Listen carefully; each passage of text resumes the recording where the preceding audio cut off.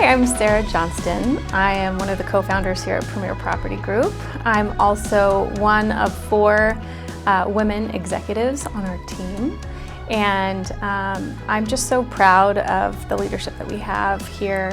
As agents ourselves, we really know what it takes to invest in agents, because we're working it every single day.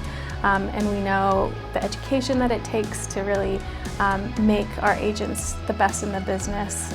The technology, the marketing, it really is in our culture. Serving on boards, being in associations, being teachers and leaders in our industry. I mean, we are doing that and in all of our communities. And that is outstretched. We have 16 offices from Battleground to Bend to the coast, all the way through Eugene. So we're touching our communities in each of those areas, and giving back to our communities is essential to what we do. It is something that we all are focused on, and we partner with our agents in each of our local communities.